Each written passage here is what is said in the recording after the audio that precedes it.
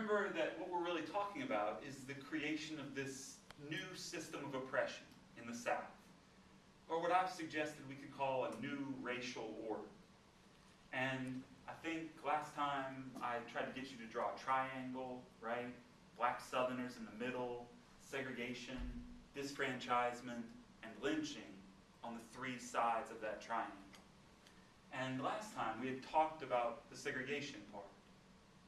The Plessy versus Ferguson decision that said that it was constitutional to separate the races as long as what? It's fair or equal. Right, as long as their separate facilities are equal. But how did the court now define equal? As it just existing? Right, if it exists, we'll call it equal, which is really a pretty unequal definition of equal. But that's where we're at.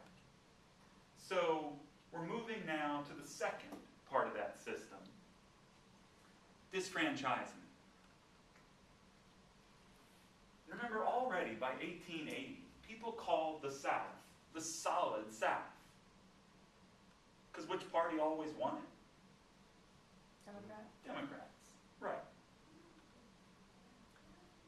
The Democrats then, every 2 years at election time, because every 2 years is a congressional election, every 4 years the president, every election, the white supremacists in the South had to mobilize people, they had to threaten black people, they had to threaten Republicans, and they had to tell those poor white people, if you don't stick with the Democrats, who's going to marry your daughter? A black man? A black man, right. Which is what's going on in that cartoon up there. The caption is, "Have you a daughter, Mr. Voter?" So this was really exhausting. It meant every 2 years you had to whip up a campaign of intimidation, you had to get guns and threaten people, and if people were really interested in using their right to vote that year, what'd you have to do with some of their leaders? Kill them. Kill them, right. And this was the way the Democrats maintained their rule from the end of Reconstruction for the next 15 years or so. This constant, recurring campaigns of intimidation and violence. By the 1890s, though, Democrats were looking for legal ways to take away the right to vote. The franchise is a term for the vote. So then if you are disfranchised, that means that your vote was taken. And what they're really going to do is make a whole set of laws to take away people's right to vote. And yet, I always find myself reluctant to dignify them with the term laws, which is why I've called them schemes. Because I think scheme, in a way, better captures what they're trying to do, which is to navigate around the spirit of the 15th Amendment. The 15th Amendment was the one that said no citizen could be denied their right to vote because of what 3 reasons? Race, color, previous servitude? Right, because of race, color, or previous servitude. And so what the Democrats in the South had to do was make laws to take away the right to vote without ever mentioning those 3 things. Without ever mentioning race or color or previous servitude. So every southern state created poll taxes so that voters had to pay to vote. It wasn't a lot. This, you can see here, is $1 in 1918. But what is $1 to sharecropping black people? A lot. That's right. And the vast majority of black people were desperately poor. So if you make people pay even just a little bit, that's going to keep away lots of potential black voters. And did you ever mention race? No, never mentioned it. Almost southern state created a literacy test so that you had to be able to read and write in order to vote. And even though black people had made lots of progress, what were lots of black people still? Illiterate. Right. Now you may be able to see that these laws would take the vote not just from black men, but from who? Poor white men. Poor, uneducated white men. Well, in some states, they were fine with that. In some states, like Virginia, they had had enough of those poor white people, those crackers, those hill people.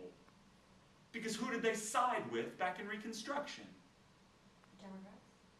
The poor white people? Oh, wait, no, they were. The former slaves. That's right. Remember, they sided with black people back in Reconstruction. So there were lots of Democratic leaders who said, I don't trust those poor white people. Let's take their vote away too. And in some southern states, like Virginia is the greatest example, Virginia disfranchised 100% of black men and 40% of the white men. And in a state like that, they were like, good.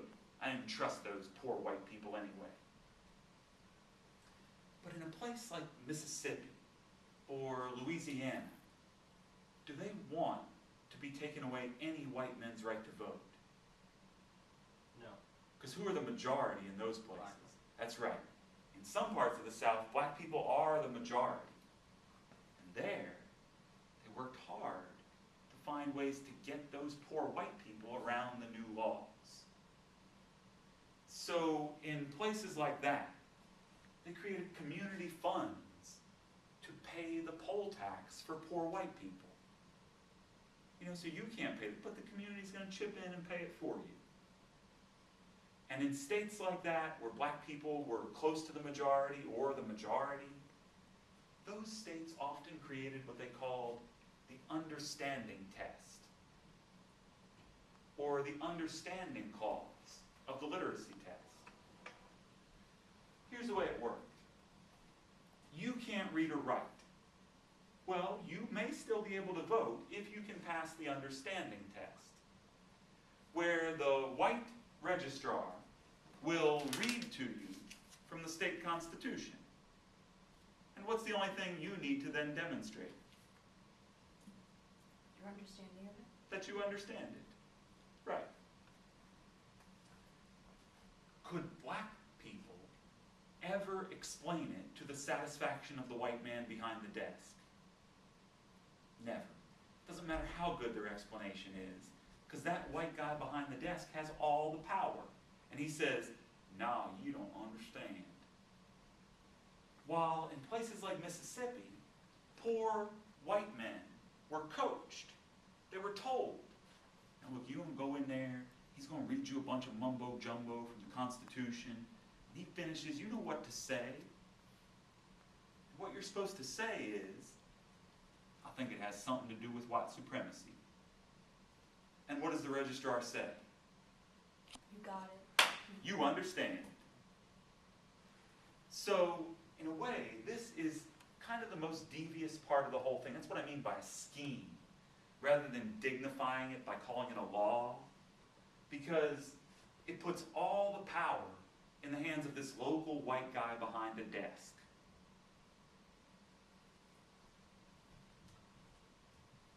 Most blatantly, many states created what they called the grandfather clause. This disfranchisement method said that you could only vote if your grandfather had been a registered voter. And who were black people's grandfathers? Slaves. Right.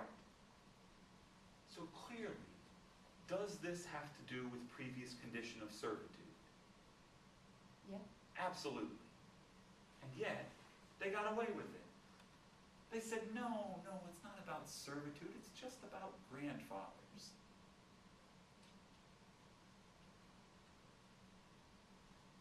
So these laws are put in place, state by state, one by one, over a 15-year period, really, from 1890 to 1905. And as this process moves along, states imitate and adapt what the states before them did, kind of improvising as they go along, finding new ways to try to disfranchise black people, especially.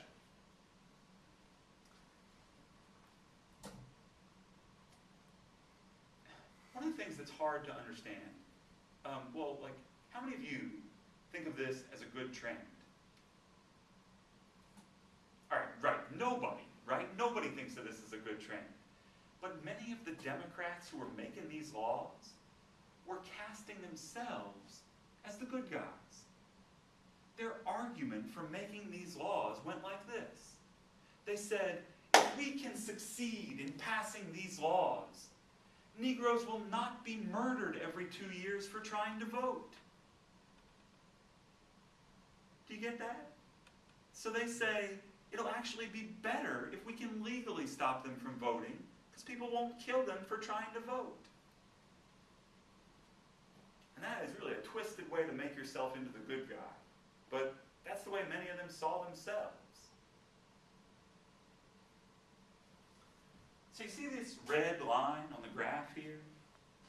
That is the number of black people elected to office that year, corresponding to the red years down here at the bottom. So what was that period where there were hundreds and hundreds of black elected officials? Radical Reconstruction? That is radical Reconstruction, right. And then remember the Democrats retook power, and did black elected officials then disappear? No. Dropped way down, but did not disappear. There were still some black people getting elected all through the 1880s, and even into the 1890s. But then by 1901, zero. By 1901, there were 0 black men elected to anything, anywhere in the country. Because by 1901, what had almost every southern state done? Franchise. Right, they had created these laws to take away the right to vote. So then what's the blue line? That's from 1960 to 1992. Right, the blue line corresponds to the blue years down at the bottom. That shows you when black people started getting elected again, which is not until the 1960s, really. So disfranchisement is going to set in this 60 to 70 year period of keeping black people out of politics.